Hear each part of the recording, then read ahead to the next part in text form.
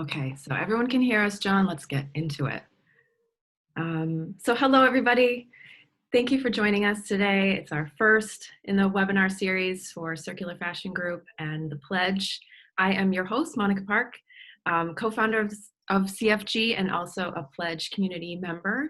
And today I am so thrilled to talk to my new friend and peer colleague, John Pritchard, founder of Paula Eyewear, an ethical brand, which I love this line, is about low impact on planet, high impact on people. Right, John? I got that? That's it. High positive impact on people. I love it. Don't be high negative impact on people, high positive, yeah. Yeah. So we have, John and I have a lot of things to talk about with you. We're so glad to have you join our conversation. We'll just do he and I will be talking for the first 50 minutes or so, and then we'll do some Q&A at the end to hear from all of you too. So just sit tight. Hope you have a nice cup of coffee or tea or a cold drink wherever you are in the world. So welcome. Thanks. Yes. We have our tea. So before we start, John, I just want to say, I know you're in Brighton, UK, and I got to say, what's going on in Brighton? Because I've been reading about a lot of things lately, the very compelling brands and startups or some community things all seem to be in Brighton if they're in the UK. So is that true? What's going on over there? It's, yeah, Brighton does seem to be a hub for, I don't know, I think people who are very much into sort of the earth, so to speak. We've got probably the highest concentration of vegans in the country. That's one of our USPs. But also, yeah, lots of small business, startup businesses in that kind of world of sustainability. And yeah, it's a really it's a bit of a hotbed in that sense. There's Bristol as well, and also the west coast of the UK. Similarly placed, and yeah, it's nice to see a couple of the cities around the UK kind of really sort of taking the whole sort of green economy to forward. So it's a nice place to be in, and it's kind of a fertile ground for creativity and sharing ideas. That's great. The only other thing I'll say is I did go swimming this morning in the sea off Brighton. It's 10 degrees, so wow. It's getting pretty cold as well. So for those in the US, yeah, it's a cold place right now.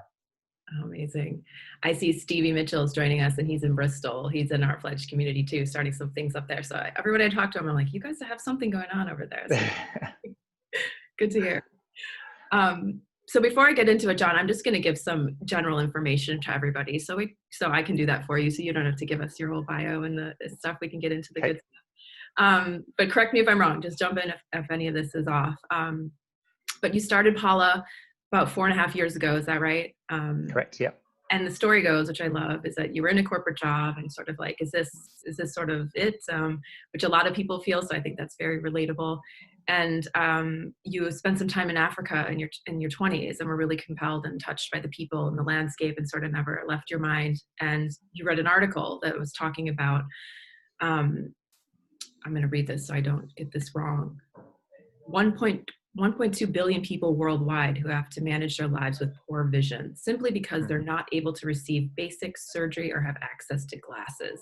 And Africa has something like 73% more visually impaired people than the rest of the world, or something staggering. So obviously that stopped you. And you thought, well, let's see if we can do something here, and sort of found this social problem and built a business around it, around vision and eye care. And so you built an eyeglass company, which makes sense, and partnered with Vision Aid to, for every purchase of a pair of glasses, you donate to these, you fund these, grant programs that they do in Africa. Is that right? And so there's much more that you have done since then, which I'll get into, but that's sort of the basics, right? Yeah, absolutely. It was, I founded Paula basically on a social cause, as opposed to being necessarily environmental, or certainly, circular economy wasn't even on the radar at that point. But for me, it was the fact that a pair of spectacles was such a sort of powerful tool that you can give somebody. In fact, it's argued to be one of the most cost-effective poverty alleviating tools you can provide. And I just thought, well, look, simple science here. Let's try and do our best to give people glasses. And we tell that story back here through the sale of a product, whatever that product might be. And I guess using that sort of Tom's model of marketing, I thought, well, let's create an eyewear brand to kind of deliver that change in eye care. And so it came from a starting point of having no idea of fashion, even less so about sunglasses or eye care. but basically starting from a 0 point, other than going to Vision Aid overseas and saying, look, I want to work with you guys in some capacity to deliver change. Can you be the facilitator of change on the ground? And then I'll go away and try and work out how to create, funding into those projects. So you just said that like nonchalant, but I was like, that is a big deal. It's a big deal to start from going from your old life and be like, I see this problem and then I'm going to start some business. So like, can you take us back to that moment of when you were like, okay, I'm going to do this? Like, how did you step into it? Or was it gradual or drastic or what? It was probably kind of a growing thing, and whether that's kind of, age and all these kind of things. Because I had a very comfortable role. I used to work at Microsoft and worked in a kind of a creative marketing role, which is basically just daydreaming and thinking up ideas. Perfect, getting paid to do that. Okay. But it was that kind of I don't know, that little niggle, that little seed in your head that just grows and grows, and saying, well, look, when I'm 70 years old and I'm sat in my rocking chair, kind of looking back, what am I doing? And all I'm doing is kind of shifting money around the economy and not really having any kind of legacy to giving back for my tenancy on this planet. So it kind of emerged from that sort of that growing seed in my head, and it got to a point where I just thought, you know what, if I don't do this soon, I'll run out of time, or I won't, I'll just go into Easy Street and just see out my life. And so I just thought, I'm going to give it a go. What's to lose? You can lose quite a lot potentially, but what's to lose? And see how it goes. And that's exactly what happened, really. And I took the plunge, with an investor, obviously, which makes life a lot easier. I did obviously start off on my own, but all kinds of weird and wonderful things happened, which meant that I had to look for investment. But yeah, fundamentally, it was my original kind of starting point was maybe 10 or 11 years ago. So I registered the name for the business back in 2011. So it's been a long time coming. Yeah. I love that. So if that wasn't enough, so sorry to embarrass you, but I'm going to list off a bunch of things that you're doing. In addition to that, if that wasn't enough, you're using recycled materials to make your sunglasses. You're using plastic waste to make your eyeglass cases that provides income for traditional female weavers. You're testing into carbon offsets for your shipping practices. Your factory partners are SEDEX certified to ensure ethical practices. Your boxes are FSC mix certified. You use recycled paper and recycled mailers where you can. And even I read your point of sales are made from upcycled wood and recycled cardboard. So if anybody's listening, I mean, all those things are each of them are hard to do and not be operational and pricing and everything. But I just wanted to ask you, you layered in so many elements to your brand from the beginning, which makes sense, ethical brand, wanting to do all these things. But I want to know, like, how straightforward was it to do all those things? And how did you decide to do them? And did you do them all at once, or how did that happen? No, I mean, as I say, I think I probably started fundamentally. Social cause was the be all and end all, and just creating that first connection with impact in Africa and in eyecare.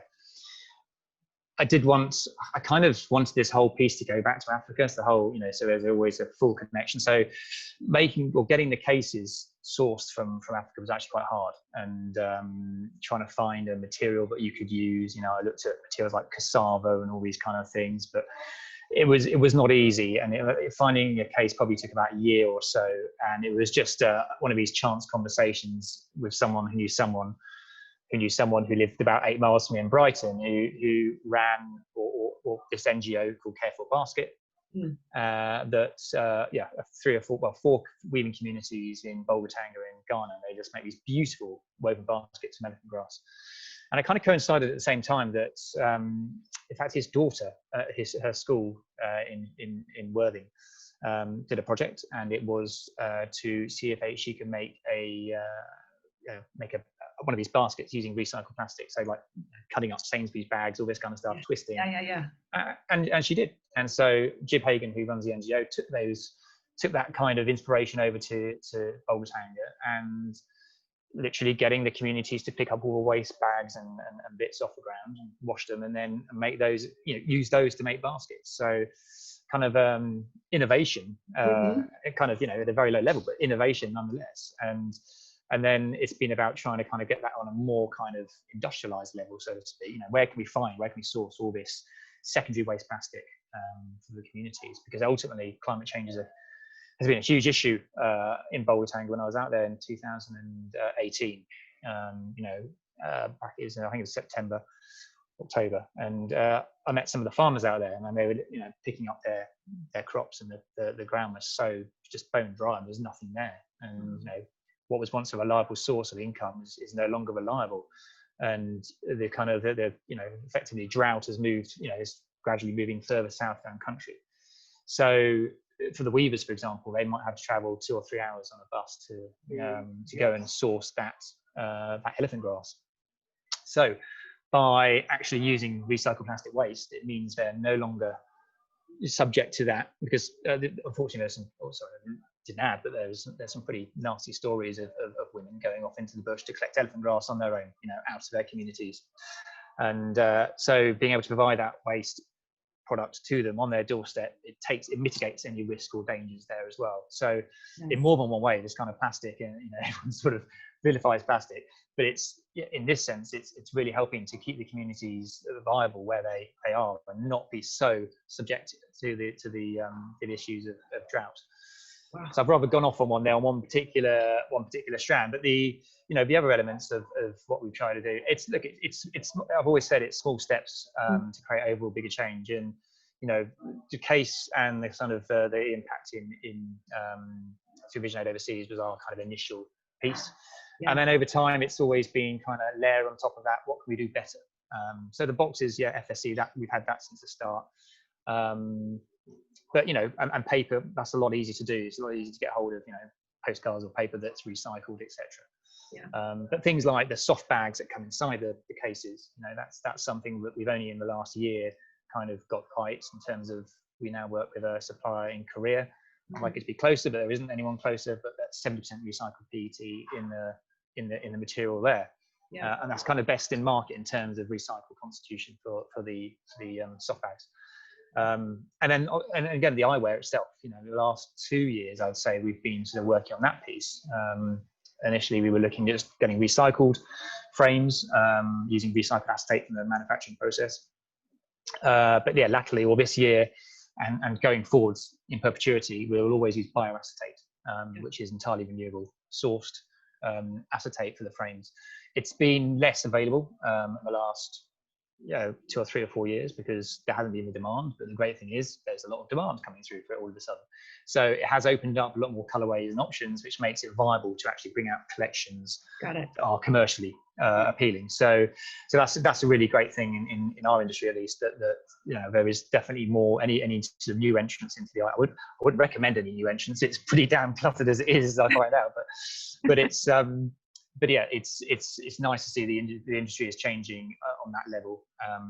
And even now for next season, on the website, all our frames, all the lenses in our frames are going to be using what's called Green Line, which is through our supplier, which is their newest lens type, and 40% castor bean in the lenses as well. So again, just small steps, trying to get the best that's in market at this time. It'd be great to have 100% recycled lenses, but it's not possible at the moment, and it's you don't want sort of biodegradable lenses right now. I'm not quite sure if you want lenses to biodegrade.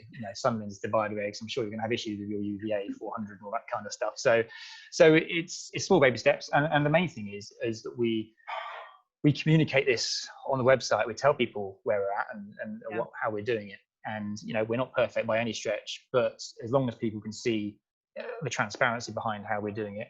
And look, and the great thing about this community, but also the great thing about using our own community, is if people know something that's better out there, absolutely. I mean, it's not like I work for a big boss in a big company here. It's kind of me and a few others. We are agile enough to say, okay, let's go and have a look at that and see if it's a solution.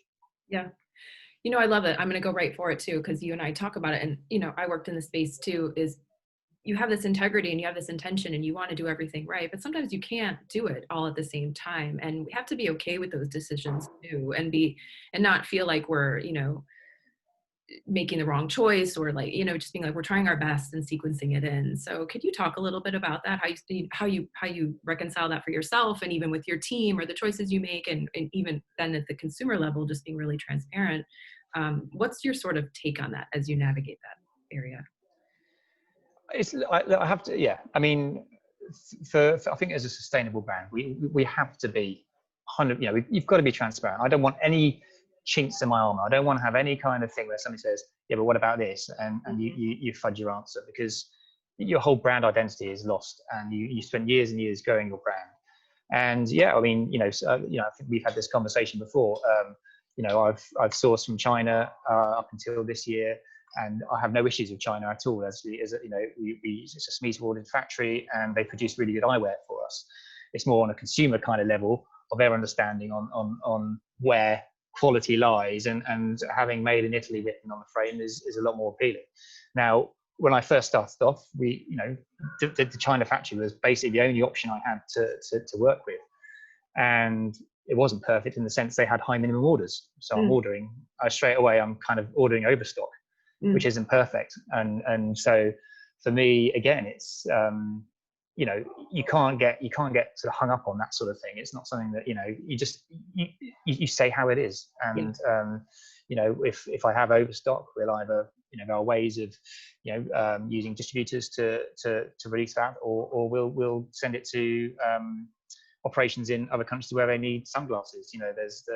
We sent some off to the Mentawai Islands in Indonesia last year for the islanders there, because they get real issues with glare from the sea, as you'd expect.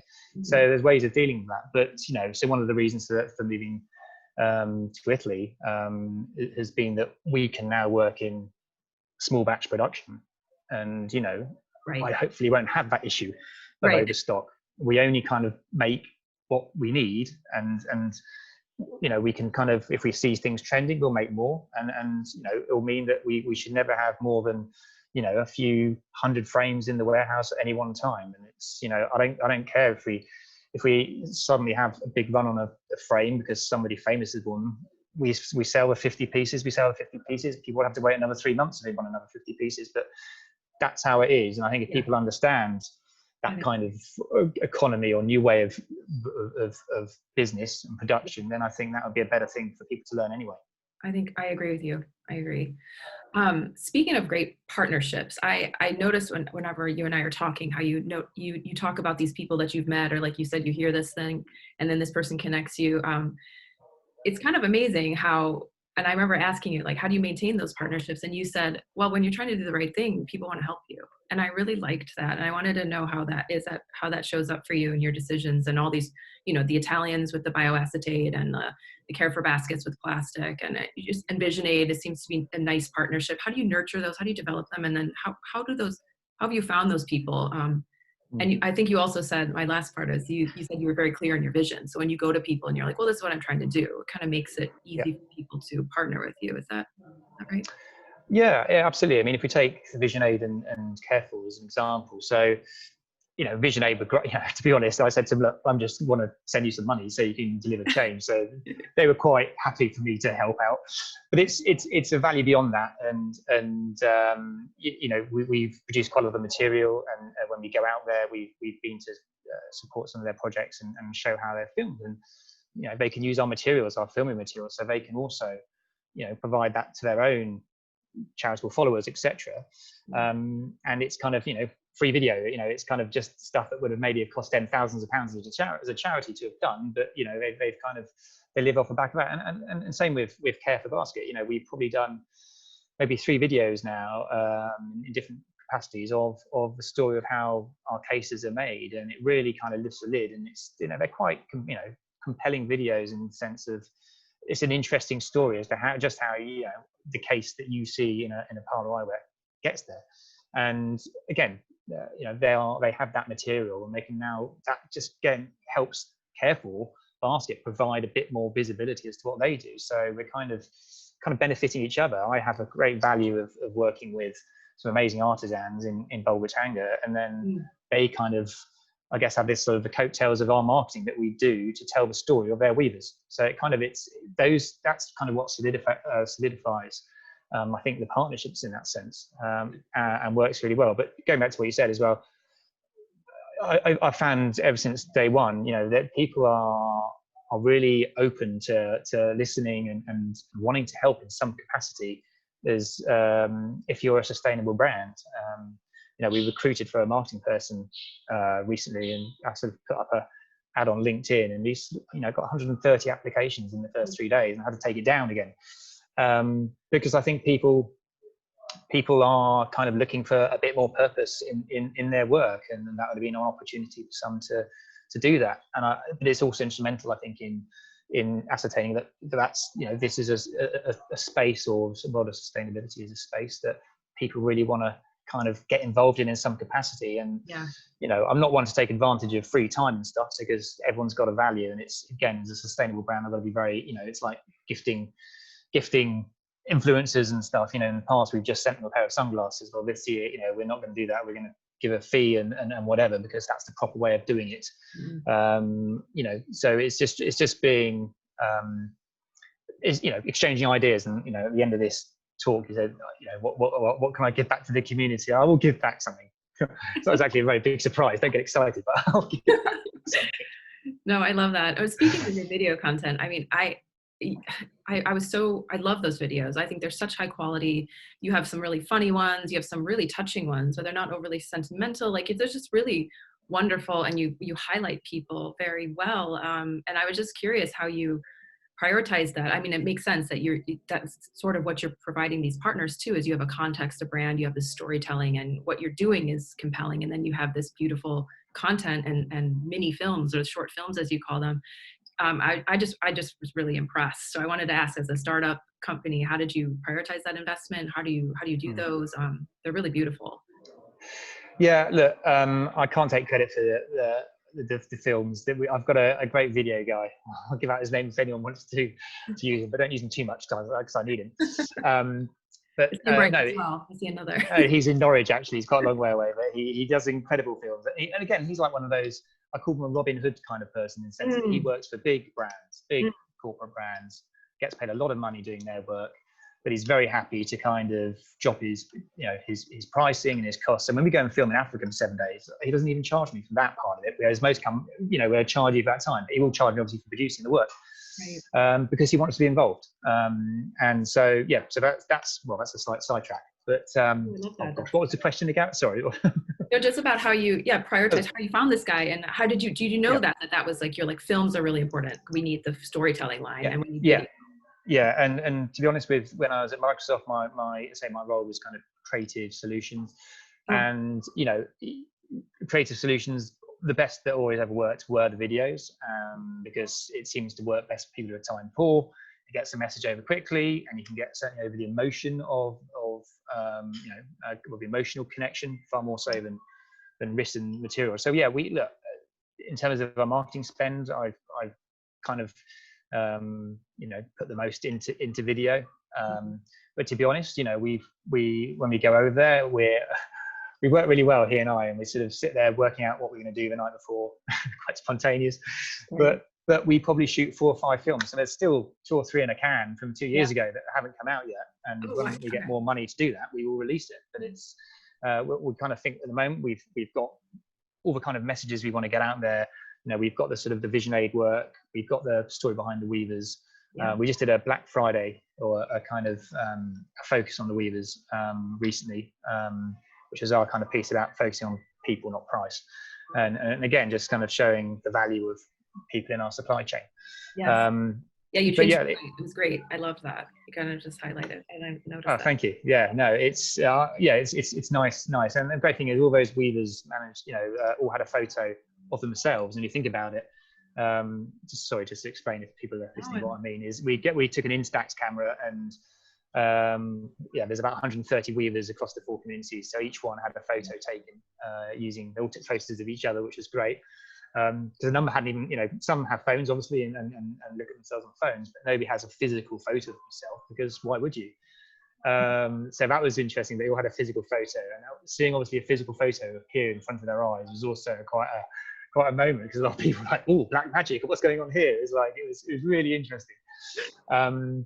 So yeah, that was a nice piece. And you know, kind of strangely, just driving home, one of the points here is that unfortunately back in spring this year, one of the weavers died quite suddenly, and for her funeral, they didn't have a photo of her, so they managed to blow up her tiny little Instax photo and put it in a picture frame on her coffin. So something that, you know, as in stacks photos in this office all over the wall, but something it actually had a real value in that end for that person. And I guess that's one of the kind of messages in our video material. You don't see us doing it. I think we've got one which is a sort of a semi-sunglasses purpose kind of film. Why our parlour? What do we do? But the rest of the time, it's telling stories of people behind it. I don't want to cram in products. If you want to see product, you come to our website and you'll see the product there. We don't need to put sunglasses into our content, but we can tell the stories behind the stories. And one of the most compelling ones, I think, is waste. Plastic is a waste, is a wealth, not a waste. Yes. God, I don't even know my own ones. But it's like a 5-minute short film. I love that one. Yeah. And it really does tell the story, you know, problems of climate change and the impact in the communities, and how the plastic has really helped provide a potential future for the weavers. I mean, I encourage everyone on this call to go to the site and watch that video, Wealth Not a Waste. This Jib's story is, you know, this, I'll tell it, you alluded to it earlier, but, you know, he lost his wife and he was sort of, he saw plastic burning and he's like, what's all this waste? And he sort of took some and he's like, what can I do with this? And then he found the weavers and said like, well, they're weaving the grass. Why don't they weave this plastic? And they make these beautiful woven baskets they sell in the market. And then it's not even about your case. You have a separate film that talks about how they weave your case, but it was just such a touching film about how he was connecting, you know, it's like everybody was paying attention and seeing like, well, this doesn't make sense. Why don't we do this? And then we can help these people and they do this. And it was just very light-handed, but very, very touching storyline of how we can all just do something. And then it multiplies into something bigger. So it was, but also very touching from him and his story. His daughter was saying, you know, they're worried about him. He lost his wife and he sort of doesn't know what to do. And he's kind of walking and finds this trash burning. So the moment I can really relate to, even so, and be like that, I understand that. And it was just a really nice perspective. So. Yeah, it gave him purpose. It gave him purpose to find a solution. He's the most passionate guy. When I catch up with him, he wears plastic half-made baskets on his head. Fantastic. I do need to do a video on him one day, just on him alone, when we can next meet up. But he is so passionate about you know, plastic and recycling, and you know, it's people like him who are making a difference. And he really sings that song, and just a great guy. I think he's about 67. He's an old guy, and he got himself a little vegetable patch about 6 to 8 weeks ago during lockdown, and he's been I keep just getting photos of different vegetables on my phone from him, but he's just happily just making the most of his time outdoors at the moment. So great guy, Jim. And this is the thing, it's I think a really important thing in terms of supply chain is the relationship we have. You know, the weavers unfortunately have had issues with the white man coming along and saying that make me some baskets and makes baskets and then clears off and doesn't pay them. You know, that has happened to the communities we've worked with. Yeah. And so I had to sort of engage myself with the weavers and to, you know, build a trust and make sure that I wasn't just the next guy coming along on the train to do the same thing. And that was why it was very important that I went out in 2018 and made sure I met everyone in the communities and talked to them and said, look, no, I'm here, you know, to make a difference and you know, to support you and try and understand more. And you know, there are loads of things I like to do for these communities. You know, one of them wants a well. It's 7 miles to get water. It's like, I'd love to do a side project to get a well created. They're about £2,000. You know, it's just trying to, you know, I've got to keep very focused, but it's, you know, we sometimes do a WhatsApp each, you know, because obviously we haven't, you know, I'm not going to go out and visit them all the time because again, I've got to think about my carbon footprint, but it's, you know, it's kind of checking and saying hi and knowing I'm still here and knowing they're still there and we've still got that really solid connection. Yeah, that's great. Yeah, and they love seeing, you know, that Weaver video, for example, went over on Black Friday. You know, they've started kind of disperse. I think some of them have got phones who watch videos, so they've started sharing that at close, and it's like, oh, it's me.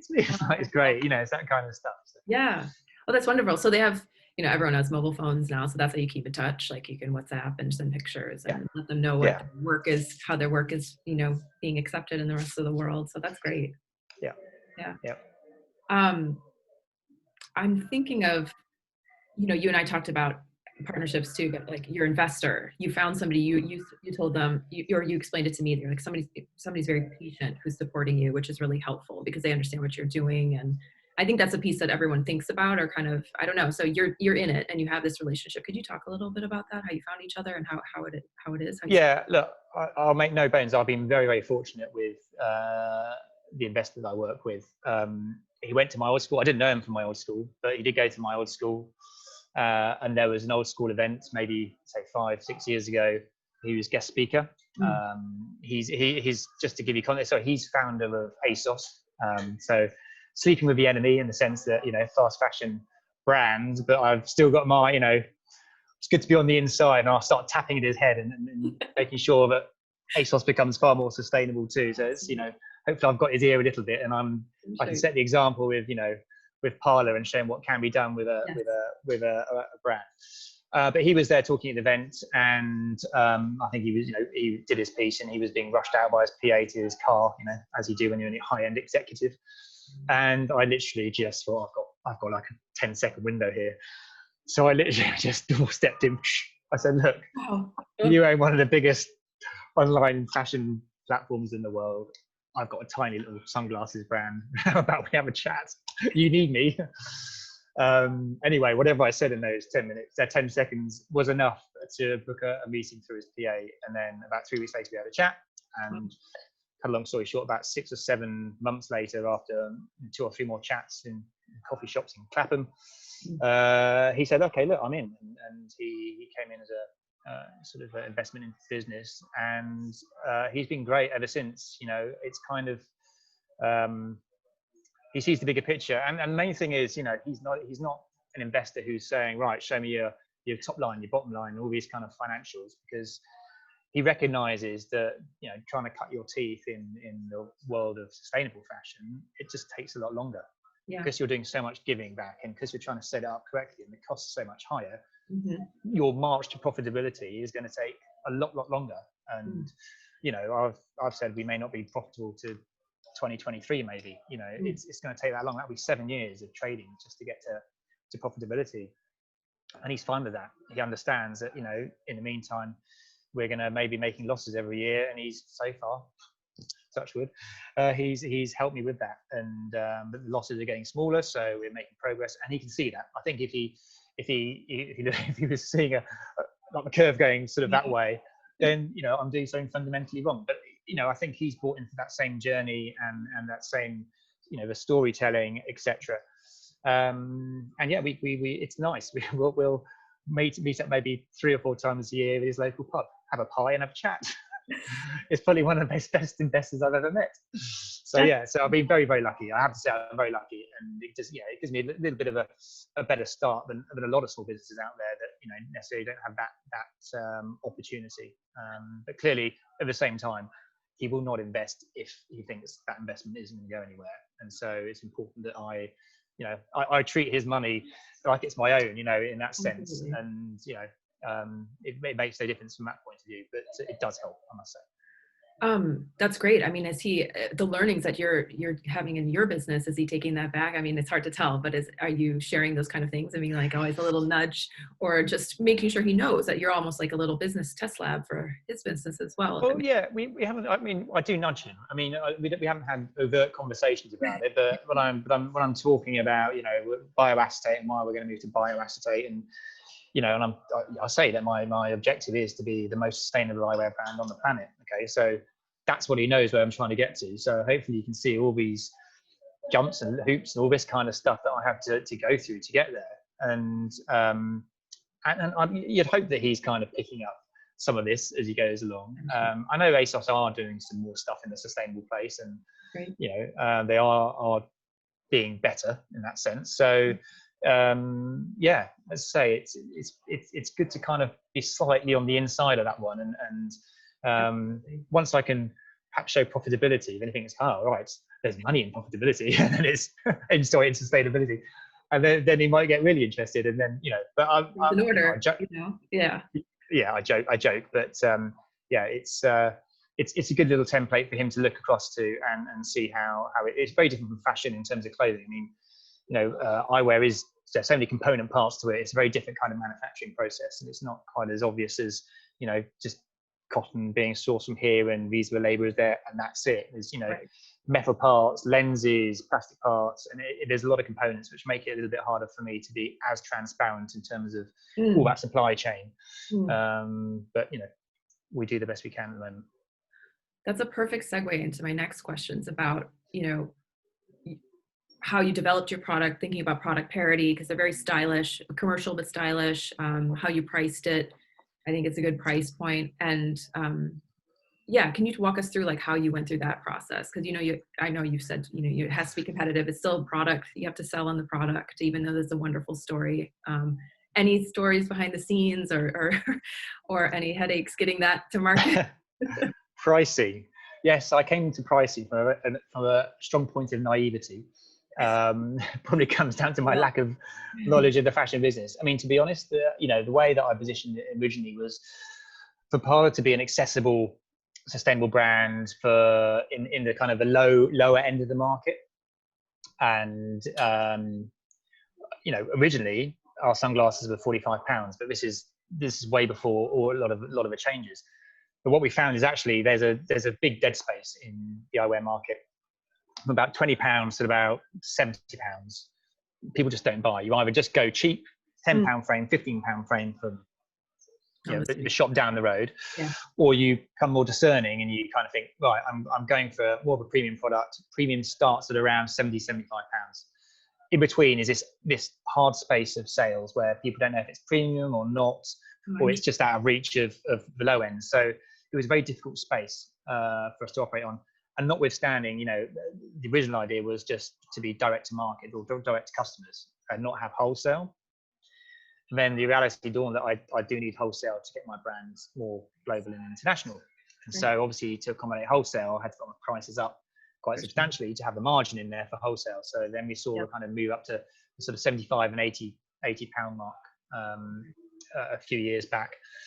And then, you know, as we've seen the product get better, so polarized lenses, bioassay, etc., we've seen it sort of move on slightly more. So I think, you know, the majority of the range this year is around 110. Yeah. And then we'll see next year with Italy and the whole handmade, etc. We're probably going to be around 125 next year, and that feels like our kind of final space. It's a very good space for us in the market anyway, but it's just unusual. I probably threw the rule book out when it comes to pricing. I think you're supposed to start high and then sort of bring it down to a price. I've gone low and gone the other way. But reality is it has got to stop, and it is going to stop, you know, next year with the Italy thing, because then I've got everything within my control is in place. I've got enough to still sustain wholesale, albeit at margins, challenging margins for wholesale, because you know, the sort of 2.5, 2.6, 2.7. That's not sustainable. You know, absolutely want to challenge them on a lot lower kind of margins and you know, benefit them, these wholesalers, from having a great brand, which will hopefully, it's like Veja. I'm not saying we're Veja. I always don't know how to pronounce it. So Veja, a French brand that does trainers. I love them. I have their shoes. Yeah, absolutely. And, you know, I'm sure if you're in an independent, you'll draw people in by having Veja trainers in the window. Now, we're not that by any stretch. You know, people don't recognize our brand at all. But one day I want to get to that place where you do become a brand that they want stock. So people are more prepared to drop their margin to accommodate you, because A, they want you as a brand because they like you as a brand for what you're doing. Right. But B, they understand the reality is that, you know, you can't have those huge margins in there, because all you're doing is chopping down our cost prices, and that means impacting on you know, the weavers and all those people in the supply chain again. So it's the age-old problem. So yeah. And have you had people understand that in the wholesale? I don't know accessories wholesale. I mean, I know apparel, but it'd be interesting. I mean, to be fair, until recently, it's been around 2.4, 2.5. I've been sort of hitting the wholesale. You know, this year coming with Italy, I'm not going to do too much wholesale with the new stock. So all web stock will be the Italy stuff. I've still got legacy stock from this season that will probably still work with wholesale at those same prices. Oh, got it. But if I'm looking at the Italian-made stuff, yeah, I'll be looking at sort of 2.1 kind of area for markup. It feels like a space where both parties should feel comfortable in that area. Yeah. Yeah. That makes sense. I really want to hear about your take back and resale initiatives, because I thought it was interesting, this anecdote I think I heard from Machine when you had a conversation with him, that it's like, and I come from resale, so I'm saying like it's funny that you think you don't want your glasses to be broken down easily because you want them to function, but if you want to take them back and break them down and use the component parts and turn them into something else, it needs to be, that needs to be workable. So can you talk, I know nothing beyond that, I just thought that was interesting. If you could enlighten us a little more and talk about the challenges of take back. Yeah, there's I mean, with eyewear in particular, it is a big challenge in terms of, recycling eyewear, because there are schemes that you can recycle, but I kind of know that you can get the sort of Specsavers booths and and all these kind of things in the UK where you can. But I know the reality about recycling isn't that they're going to go out to Africa or whatever, because the stuff that tends to go out to Africa are the overstock from the likes of Tesco's, for example. They might have 4,000 frames, all the prescriptions already in place.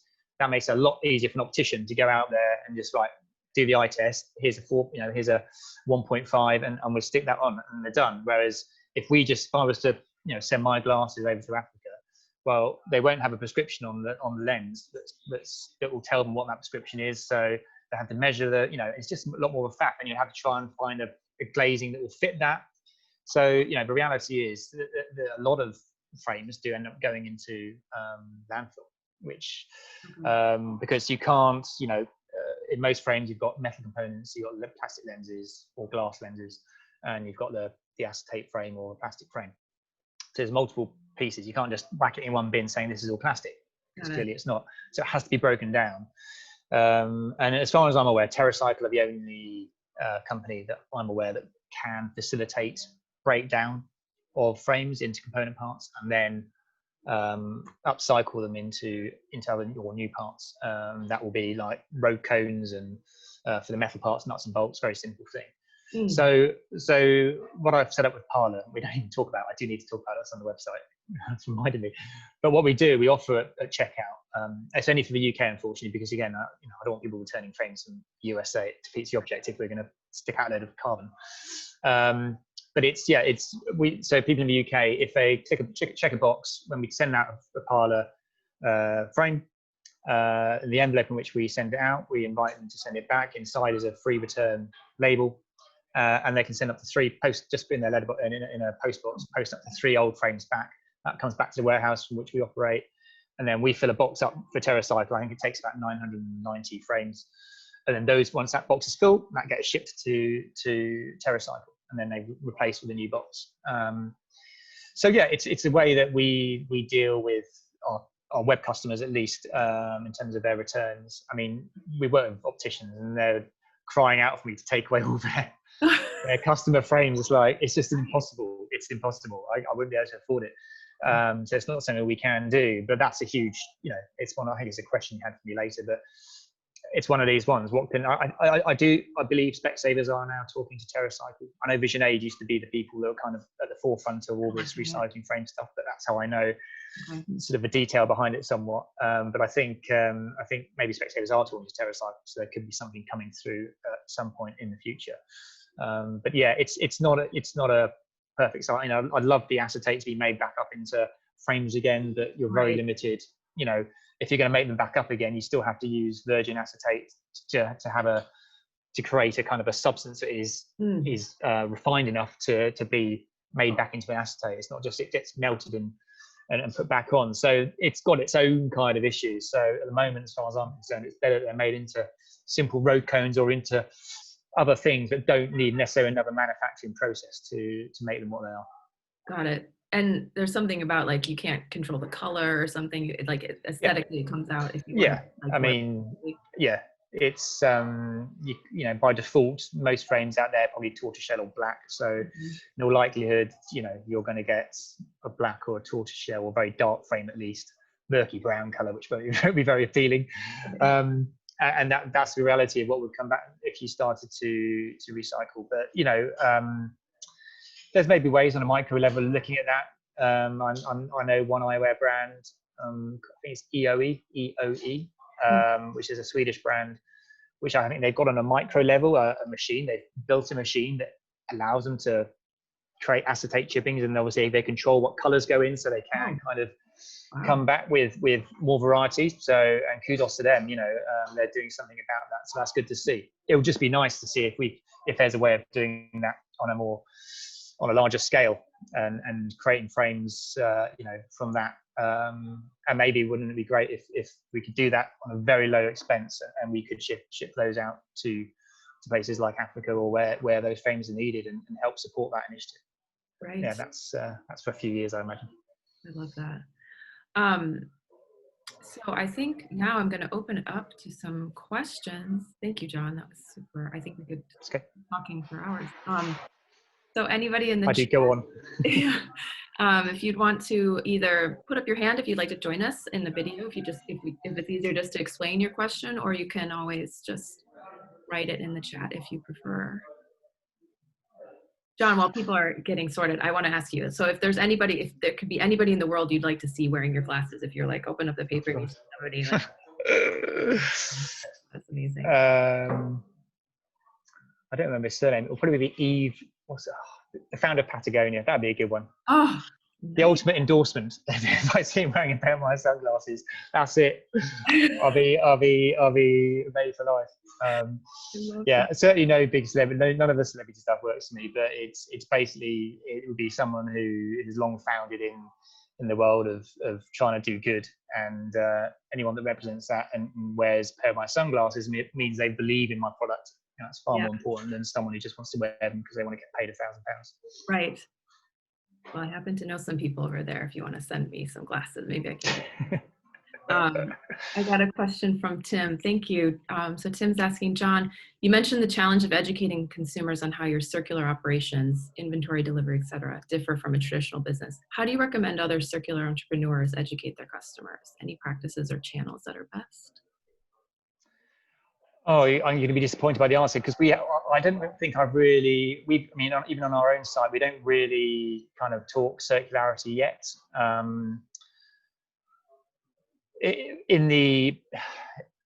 Obviously when we send out the return envelopes, we'll have a postcard that goes with that. We haven't got that at the moment, just to let you know, but a postcard which will explain just graphically and very simply how this process works. And to give, again, authenticity, where does it really go and where does it really turn up? Because we can all say, oh, we recycle. Okay, this is it. People want to go deeper. And so I've got we've created some icons and some graphics and stuff. So it is something that we're doing on that level, but that's only kind of people who are already kind of converted. I guess it's, we don't talk about it on the website. Again, we are going to be kind of posting something up about that soon. We're going to, in the new year, we're going to be talking about it. So we'll have probably again a sort of a graphical on our sunglasses page. We've got a few panels. We use one of those panels and say, look, if you buy a pair of Parlors, this is how we can recycle your own. So and keep it visual and graphic rather than because that's what catches people eye. And just keep it simple. I'd love to do a little 30-second video thing that you stick out on Facebook and Facebook Business and explain the process really simply. But then that means graphic design and animation, all kind of stuff, and it costs a small business we don't have at the moment. But if the world was my oyster, I'd love to love to get more kind of just small simple videos out like that explain those parts of the story. That question makes me think of like how connected are you to your consumer? Do you have a lot of nice feedback loops through your email lists or social media? Like, are you hearing from them? Like, what are some like customer feedback that you're hearing? Yeah, so we do. The best source for us is doing Typeform surveys. Oh yeah. And so we'll stick those out sort of on a quarterly or half basis, basically. And just ask questions and what content they're liking and what frames they're like, all this kind of stuff. And it's the best best way of getting any kind of data is from our own customers. Right. So yeah, certainly for me, that's Typeform is a really strong resource, and Typeform is great because it's from a consumer point of view or customer point of view, it's very easy to just tick and get through it, and it's done in a few minutes, and it's not one of those, oh god, how many pages am I of this I've got. It's very intuitive, and so we get quite a high response, and as a result we can really pull out some really good stats which help us leverage our strategy going forwards. That's great. I love Typeform. So we have a question from Adam. What do you see the circular sustainable fashion movement looking like in 5 years? If you could project ahead, that's a great question. That's not a big question. Do you know what? I do think we're kind of right at the start of it. I know everyone's been talking about Ellen MacArthur. Everyone's been talking about this for years and years and years. But I do feel, especially even this community here, this feels like the right time to be launching a community, because I think what we haven't talked about is the B Corp movement as well, which I think more than anything is going to be a great kind of advocate of circularity, because it's kind of one of the things of being evaluated. And so with that, and I was speaking to, I think we're maybe a week away from becoming a B Corp, or 2 weeks away. We're pretty close. We've hopefully close out the year as a B Corp, which would be quite nice. But I know that the reason it's taken so long, my application was back in May, is because there are so many people trying to become B Corps right now, which can only be good, right? It means a lot of businesses are realizing that in order to be a business for good, they've got to jump through a lot of hoops and stuff, and so therefore they will learn by default that circularity is an important hoop to jump through. So I think that more than anything is going to be an important thing. I think what we don't do enough really is champion the businesses out there that are trying to be circular. There's no, as far as I'm aware, there's no awards, or there's nothing out there to give it a pedestal, and that's a shame. And something that maybe ties in with UN sustainability goals. There's things I think that can be done to champion. But again, I feel like in our community we have here, we're all invested in it, but perhaps to someone in the room here, they may not even heard of circular. And I've got to remind myself that I might be in this space, that the other 98% of people probably aren't. And that's really the story. That's where we need. It's like I've always said, it's if we can all make small imperfect changes, then it's far better than few making perfect changes. And the same thing with circularity. We can just kind of get a few people just on the ladder, just a foot on the ladder, to understand it at a low level. Then they'll learn and grow and grow their knowledge. It's far better than outside of our 19 or how many people on this call today, that people in the wider world are understanding the circularity, that it's an absolute necessity in order for this planet to survive.